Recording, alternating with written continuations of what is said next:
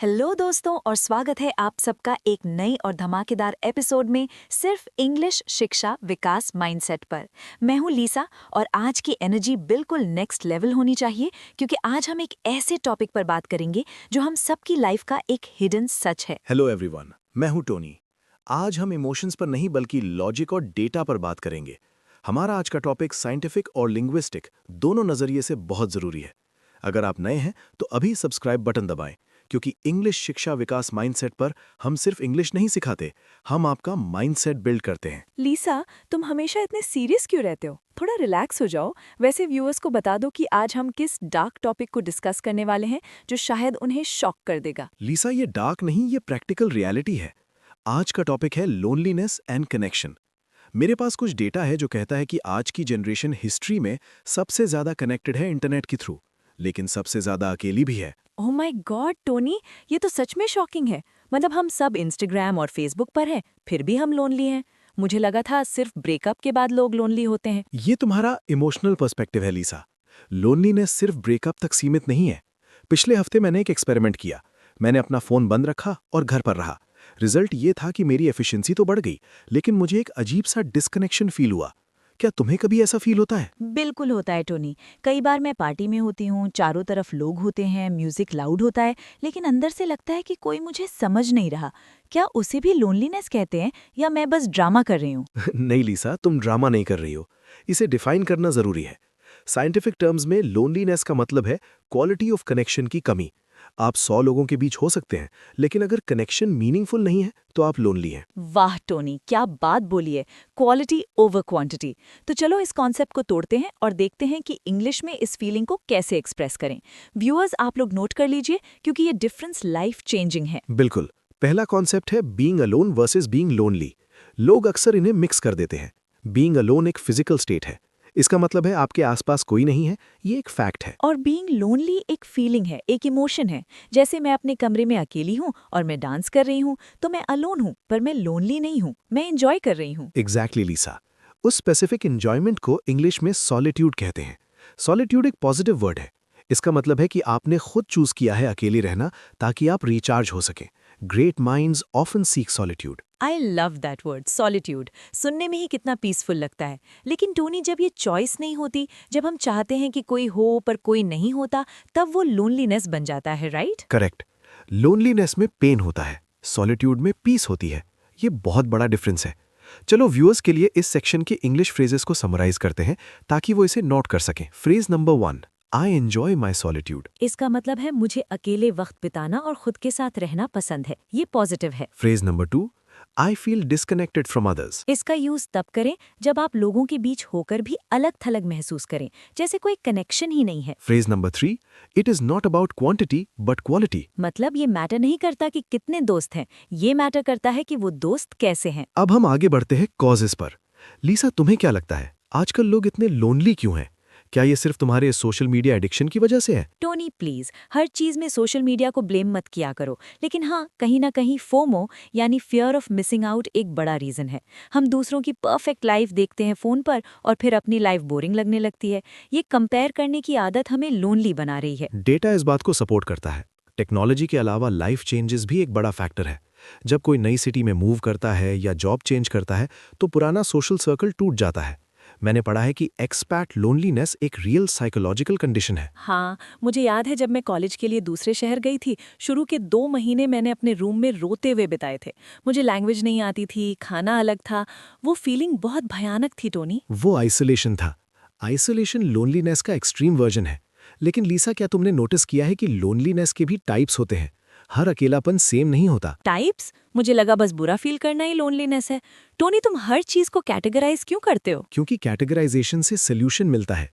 3 तरह की लोनलीनेस होती है। पहली है सोशल लोनलीनेस, जब आपके पास फ्रेंड्स का ग्रुप नहीं है जिनके साथ आप मूवीज देखने जा सकें। ओके, ये तो कॉमन है। दूसरी कौन सी है? दूसरी है इमोशनल लोनलीनेस। ये तब होती है जब आपके पास दोस्त तो हैं, पर कोई खास इंसान नहीं है जिससे आप दिल की गहरी बात कर सकें, जैसे कोई पार्टनर या बेस्ट फ्रेंड। ओ, ये डीप है। मतलब पार्टी करने वाले दोस्त हैं, पर रोने के लिए कोई कंधा नहीं है। और तीसरी? तीसरी सबसे कॉम्प्लेक्स है एग्जिस्टेंशियल लोनलीनेस। ये फीलिंग कि हम इस यूनिवर्स में अकेले हैं और कोई भी दूसरा इंसान हमें पूरी तरह से नहीं समझ सकता। ये थोड़ा फिलोसॉफिकल है टोनी। टोनी, तुमने तो माहौल ही सीरियस कर दिया। एग्जिस्टेंशियल लोनलीनेस सुनकर ही डर लग रहा है। लेकिन व्यूअर्स घबराए नहीं, इंग्लिश शिक्षा विकास माइंडसेट पर हम प्रॉब्लम के साथ सोल्यूशन भी देते हैं। सोल्यूशन पर आने से पहले हमें इसके इम्पैक्ट को समझना होगा। लीसा, क्या तुम्हें पता है कि मेडिकल रिसर्च के मुताबिक लोनलीनेस उतना ही हार्मफुल है जितना दिन में 15 सिगरेट पीना? Wait, what? टोनी, क्या तुम मजाक कर रहे हो? 15 सिगरेट्स? ये तो बहुत डेंजरस है। मतलब अगर मैं लोनली हूं तो मेरी हेल्थ खराब हो रही है? एब्सोल्युटली। लोनलीनेस से कॉर्टिसोल बढ़ता है, जो एक स्ट्रेस हार्मोन है। इससे ब्लड प्रेशर बढ़ता है और इम्यूनिटी वीक होती है। इसीलिए मैं कहता हूं, इमोशंस को इग्नोर मत करो, उन्हें लॉजिकली टैकल करो। व्यूअर्स, आपने सुना टोनी ने क्या कहा? ये सिर्फ सैड होने की बात नहीं है, ये आपकी हेल्थ का सवाल है। इसीलिए प्लीज कमेंट्स में बताओ अगर आप लोनली फील करते हो। हम यहाँ एक कम्युनिटी है और हम एक दूसरे को सपोर्ट करेंगे। करेक्ट। अब आते हैं प्रैक्टिकल इंग्लिश फ्रेजेस पर जो आप यूज कर सकते हैं अपनी सिचुएशन बताने के लिए। Phrase number 4, I am feeling a bit isolated lately. ये तब बोलें जब आपको लगे कि आप बाकी दुनिया से कट गए हैं।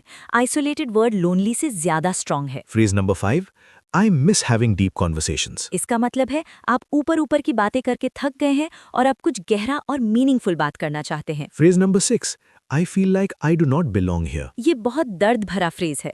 जब आपको लगे कि ये जगह या ये लोगों का ग्रुप आपके लिए सही नहीं है, आप वहाँ फिट नहीं हो रहे। Great explanations Lisa. अब हम बात करेंगे सॉल्यूशंस की। मेरे पास 5 स्टेप का लॉजिकल प्लान है लोनलीनेस को बीट करने का। और मेरे पास कुछ क्रिएटिव आइडियाज हैं। पहले तुम अपना रोबोट प्लान बताओ टोनी। स्टेप 1, प्रोएक्टिव बनो। लोग आपसे बात करने नहीं आएंगे, आपको पहला मैसेज भेजना होगा। डेटा कहता है कि 90% लोग रिप्लाई करते हैं अगर आप हेलो भेजें। हाँ, ईगो को साइड में रखो दोस्तों। अगर किसी पुराने दोस्त की याद आ रही है तो वेट मत करो, बस टेक्स्ट कर दो। Step 2, common interest groups join करो। अगर आपको इंग्लिश सीखनी है तो इंग्लिश शिक्षा विकास माइंडसेट की कम्युनिटी में एक्टिव रहो। जब इंटरेस्ट सेम होता है तो बातें अपने आप होती हैं। बिल्कुल सही। बुक क्लब्स ज्वाइन करो, डांस क्लास जाओ या जिम जाओ। घर बैठकर नेटफ्लिक्स देखने से नए दोस्त नहीं बनेंगे। स्टेप 3, वॉलंटियरिंग करो। जब हम दूसरों की मदद करते हैं तो हमारा ध्यान खुद की प्रॉब्लम से हट जाता है। ये साइंटिफिकली प्रूवन मूड बूस्टर है। मैंने ये ट्राई किया है। जब मैं ऑर्फनेज गई थी तो वहाँ बच्चों के साथ खेलकर मेरा सारा अकेलापन गायब हो गया था। It really works guys. Step 4, technology को लिमिट करो।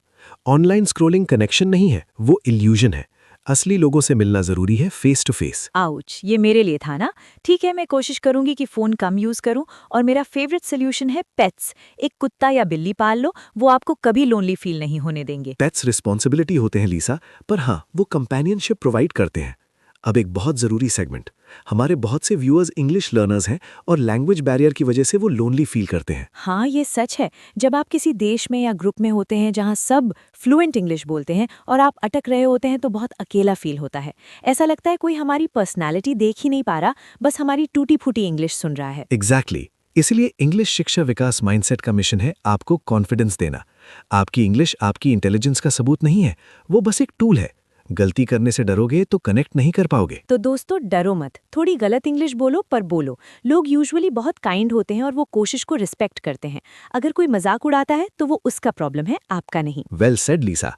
चलो अब आज के सारे इंपॉर्टेंट वोकैबुलरी वर्ड्स को रिकैप करते हैं।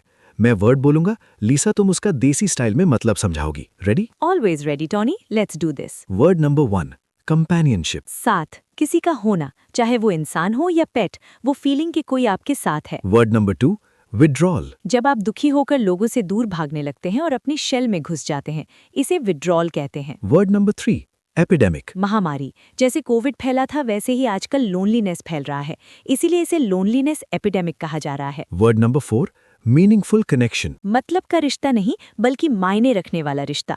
वो कनेक्शन जो दिल से हो, ना कि सिर्फ काम निकालने के लिए। परफेक्ट। लीसा, आज का सेशन काफी इंसाइटफुल था।